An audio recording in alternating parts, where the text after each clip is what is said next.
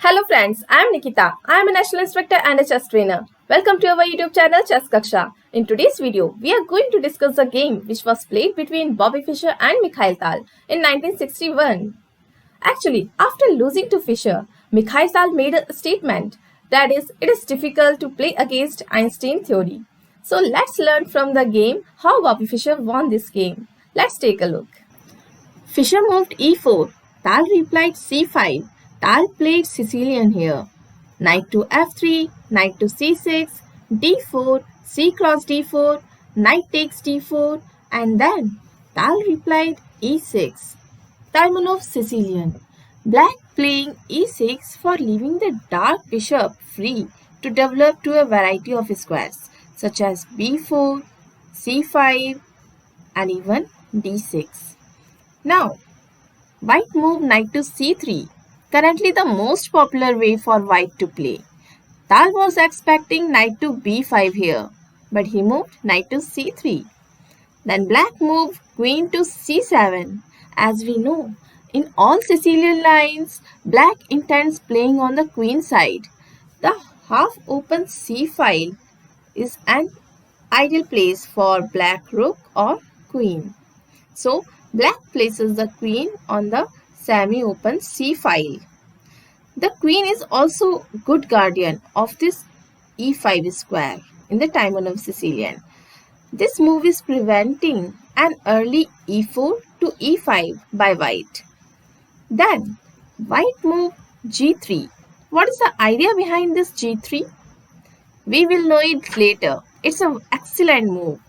Then black replied knight to f6. Black moved knight to f6. He made a mistake. Actually, Tal intended to moving a6, which was a nice move and had already written down on his score sheet this a6. But he moved knight to f6. Then Tal looked worried immediately after having made it. He found himself lost by move 10. And you can see white take advantage and moved knight to b5. Excellent move. After which, queen to b8. Now queen has to leave the semi-open file. Bishop to f4. So you can see this was the reason behind this white's g3. Develops his bishop and attacking black's queen. After which, black moved knight to e5. Another mistake. Tal took long time on his reply and made this mistake. Then white moved bishop to e2. Nice move. Tal underestimated this simple move actually. Keeps an eye on b5. According to Botvinnik, this move was part of a trap set by Fischer's sixth move, that was g3. White prepares both queen to d4 and bishop cross e5 and then f2 to f4. Black moved bishop to c5. This is a mistake. Black's position is so bad.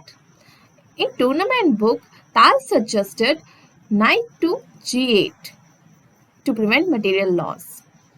Then white move bishop takes e5. This move violates principle.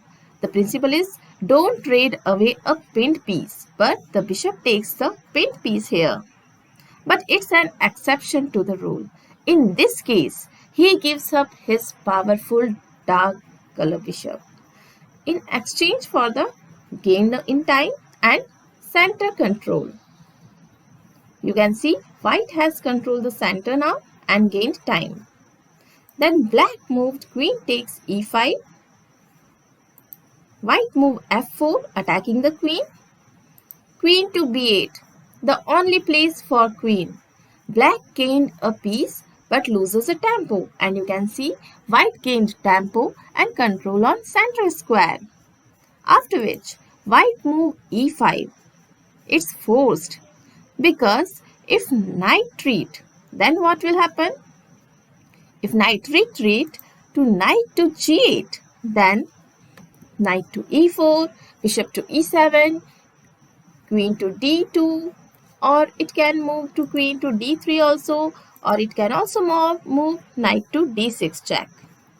So after a6, white move e cross f6, a cross b5, f cross g7.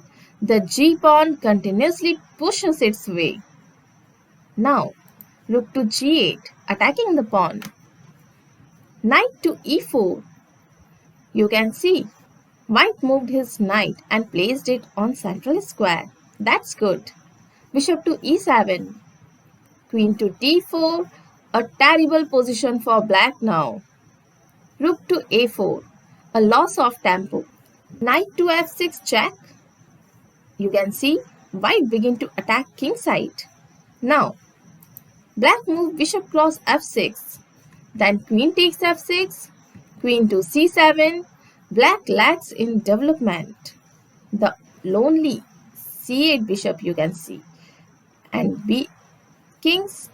black's kings is vulnerable to both bishop to h5 and bishop to d3. After which, white castles. Just keep developing. Now black move rook cross a2. Rook takes a2. King to b1. Rook comes to a6. Then bishop takes b5. White is snatching material. The game is won anyway. Quick win would be if he moved after ra6. If he moved bishop to h5, it would be better. He can get quick win. d6. Rook to e1. Queen to e7. Queen comes to h6. King to d8. Queen takes h7. Queen comes to e8. f5, e5, and you can see rook takes e5. Very nice move. But in game, bishop takes b5. And then black move rook to b6. After which, white move bishop to d3. This bishop is aiming at 7 square. Then black move e5. How would you continue if you are white? Yes, queen sacrifice is the best idea. Actually, black was hoping here queen takes c5 check. Then queen takes e5, f takes e5, rook takes g5, and there will be some drawing chances. But what white move is f takes e5, a queen sacrifice. Then rook takes f6, e takes f6, queen sacrifice. Tal is surplus of material, but he is completely lost because of, you can see, bishop takes h7. Now, black move queen to c5. Bishop takes h7. Queen to g5. Bishop takes g8. Queen takes f6. Rook comes to f1. Queen takes g7. Bishop takes f7 check. King to d8. Bishop to e6. Nice move. Target is d7. You can see this d7 is pin. Queen to h6. How white can win more material here?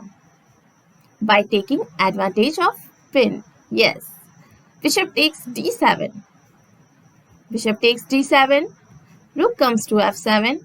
White immediately regains the piece now. And you can see rook has also reached to the 7th rank, which is a very nice. Queen takes h2. Rook to d7 check. King comes to e8. Rook to e7 check again. King to d8.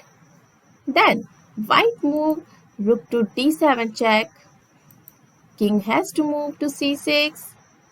Rook to c7 check. King to d8. Rook to d7 check. You can see both rooks on 7th rank. It is very dangerous position, you can see. King to e8.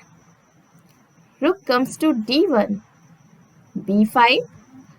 Rook to b7. Queen comes to h5.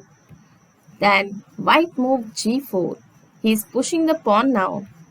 Queen to h3. g5. Queen to f3. Rook comes to e1 check. King to f8. Rook takes b5. King comes to g7. Rook to b6. Queen comes to g3. Rook to d1, and you can see how White is planning. Queen to c7. Rook to d6.